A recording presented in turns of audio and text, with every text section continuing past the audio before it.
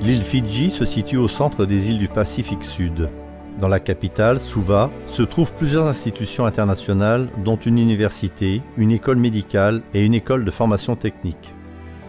Ces écoles attirent les étudiants les plus brillants de tout le Pacifique Sud.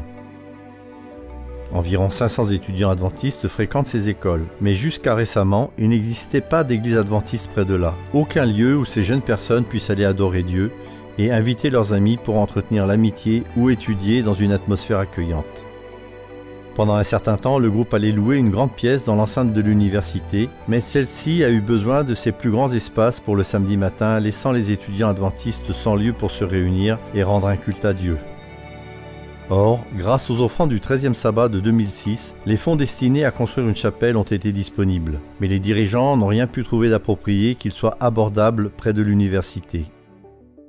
Un soir, le chapelain, le pasteur Joe et d'autres dirigeants de la mission se sont réunis avec les représentants des étudiants adventistes sur le campus de l'université dans le but de choisir une propriété.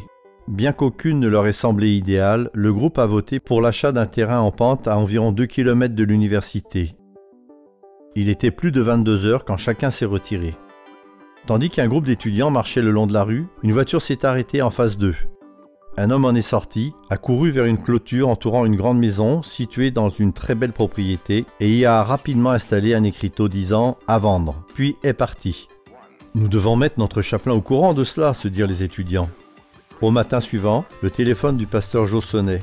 La voix enthousiaste d'un étudiant lui raconta l'incident et lui décrivit la propriété. L'ayant remercié, le pasteur appela au numéro inscrit sur l'écriteau. Puis, il vint rapidement voir de quoi il s'agissait. C'était parfait.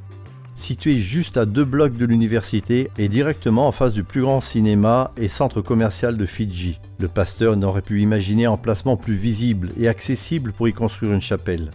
Il appela immédiatement l'agence pour dire qu'il voulait acheter cette propriété. Le pasteur Joe rencontra l'homme qui avait installé l'écriteau et se présenta en tant que chapelain adventiste. Il lui parla de son groupe de jeunes cherchant un endroit permanent pour rendre un culte à Dieu. Tandis qu'il parlait, il remarqua que les larmes emplissaient les yeux de son interlocuteur. « Pendant que vous parliez, dit-il, les souvenirs de mon enfance sont revenus. J'ai étudié à l'école primaire adventiste de Suva. Je me souviens des histoires de la Bible et des chants que l'on y apprenait. Maintenant, je vais appeler le propriétaire de l'agence. » Peu de temps s'était écoulé lorsque des pas se firent entendre. L'homme entra, regarda le pasteur Joe et s'exclama « Oh, c'est vous! Je vous connais, il y a quelques années, une jeune femme adventiste avec qui je travaillais m'a invité à venir à l'église pour vivre un sabbat destiné aux visiteurs. J'y suis venu et vous étiez l'un de ceux qui ont parlé du haut de la chair. » Quelques négociations plus tard, le pasteur achetait la propriété, si proche de l'université. Le seul problème, c'est qu'il n'y avait pas de chapelle sur ce terrain, seulement une vieille maison. Le groupe décida de remplacer la maison par une nouvelle église. Obtenir le permis de construire pour pouvoir commencer les travaux demanda 8 mois.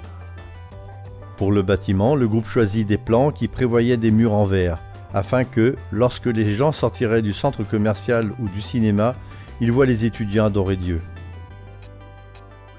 Aujourd'hui, plus de 300 étudiants rendent gloire à Dieu dans ce lieu. L'église étant à une courte distance du campus, elle est devenue un lieu de rencontre où l'on peut fortifier sa foi et préparer des activités missionnaires durant la semaine, tout comme le sabbat. Cette église transparente resplendit telle une brillante lumière attirant tous les regards.